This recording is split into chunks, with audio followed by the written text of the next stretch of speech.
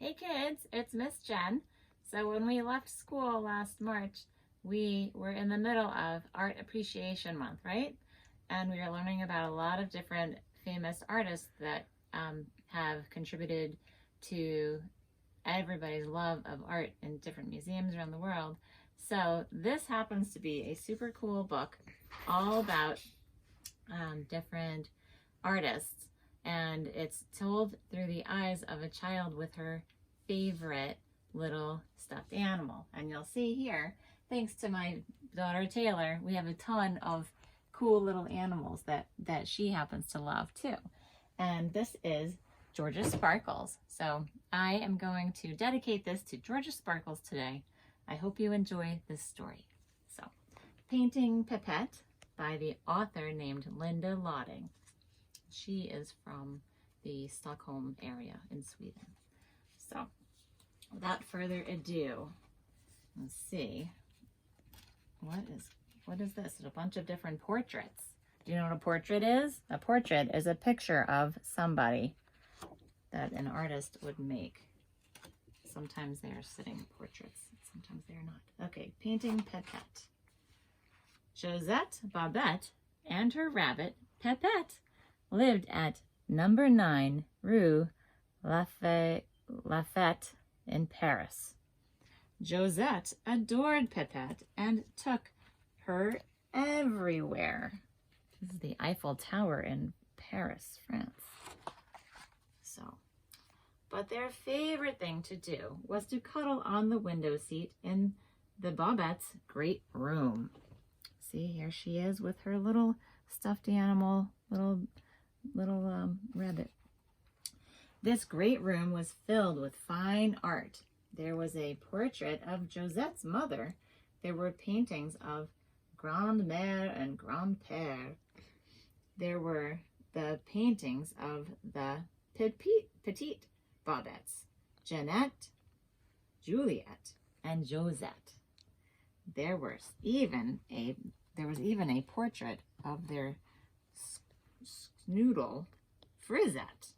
Look, that's Frisette, the little animal there, their family pet. One day, Josette noticed something strange.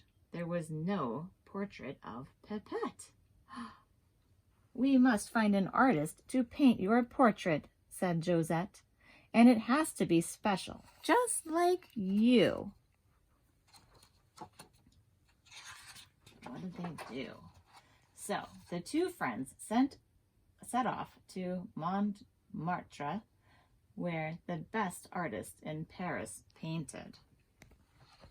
Easels filled the square amid the hustle and bustle of people rushing here, there, and everywhere. As soon as they turned the corner, a man in a sailor-striped shirt stopped them. "Those ears!" he cried. "Never have I seen such majestic ears. I must paint this rabbit's portrait." Josette noticed Pepette blushing. Her ears had never been called majestic before. "Magnifique," said Josette. "We are looking for an artist." The painter propped open his easel and filled his canvas with not one, but 2 button noses and 3 rabbit ears. When he finished, he waved his paintbrush in the air and declared his painting a masterpiece. "What do you think?" he asked. "It's nice," said Josette. "It's just that Pepette only has 1 nose and 2 ears." And Pepette had to agree. Just then, a man with a mustache as wide as bicycle handlebars strolled by. Look at him. Look at his handlebar mustache. "What a divine creature," he said, twirling the ends of her whiskers. "Please, I must paint the very essence of her rabbitness." The man painted the most unusual portrait. "You like?" asked the painter, motioning to his canvas. Josette stood back. "It's imaginative," she said, trying to find just the right words. "But you painted Pepette quite, well, droopy." And Pepette had to agree.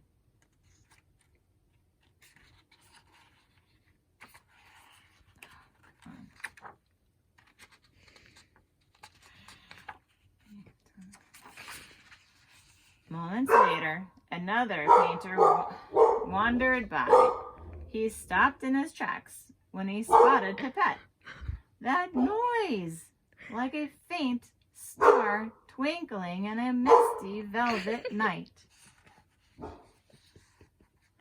You hear that? I think Piper likes this story too. So, as he bowed to Josette, a shock of black curls flopped over one eye. "May I paint your friend?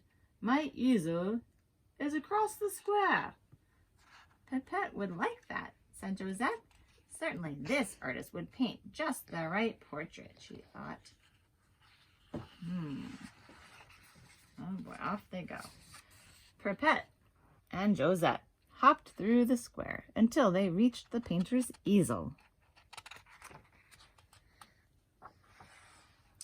More and more people gathered around and looked on as he painted a rabbit flying through the clouds. When he finished, he admired his painting. "One of my best works." "I like the clouds," said Josette, "but Pepette doesn't like to fly. She's scared of heights." And Pepette had to agree. "That rabbit," said another painter.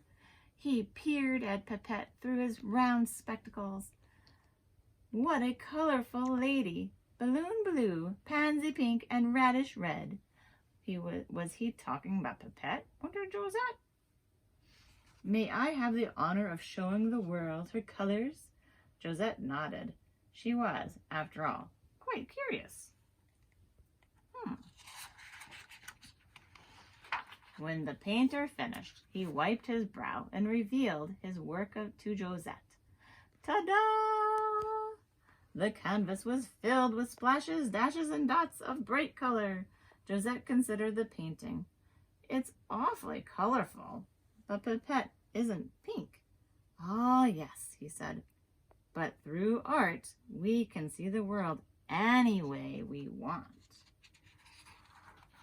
The sun was setting on Paris, and Josette knew it was time to head home. "Merci," she said to the artists. "It's been lovely meeting you." And Pepette had to agree. All going home from the market. That evening at number 9 Rue Lafayette in Paris, Josette and Pepette cuddled on the window seat in the great room. Josette sighed. She had hoped that Pepette could have a portrait that showed her wonderfulness, with her soft gray ears that listened to her when she was sad, with her heart-shaped nose that twitched when she was thinking, and with her soft arms that held her tight. She had so wanted Pepette to have the perfect portrait. Suddenly, Josette realized what she had to do. What's she doing? She's got an easel and paintbrushes and a palette. And she painted the perfect portrait. It was special, just like Pepette. See? Now, the author's note. This is a great story, right, guys? So I just want to share this author's note because I really enjoy Linda's works. She's a great writer. Let's hear what she has to say. Paris in the 1920s was an exciting and creative city. Many artists, as well as writers, musicians, and fashion designers, flocked to Paris to work on their craft. While Josette and Pepette are fictional characters, that means they're not really real. The artists whom Pepette inspires are based on real artists living and working in Paris at that time. Pablo Picasso, Salvador Dali, Marc Chagall, and Henri Matisse. We learned about all of these people in school in March. Today, Montmartre is still an artsy quarter, but long gone are the days when this area was home to some of the world's most renowned artists. Yet, if you use your imagination, you might still see those artists dart along the cobblestone streets, pitch their easels, and capture the warm Parisian light, and maybe, just maybe, spot a girl and her beloved rabbit. The end. Isn't that cool? This is our author, Linda Lodding, right? And this is our artist who designed this book, Claire Fletcher. So, and again, I'm Miss Jen. Thank you for listening, and I hope to see all my kiddos very soon. All right, have a good day, and I want you guys to go and paint your own artist's rendering of your favorite little guys. Who's your favorite artist? Show me, okay? I want to see your pictures. Have a good day, kids. Bye.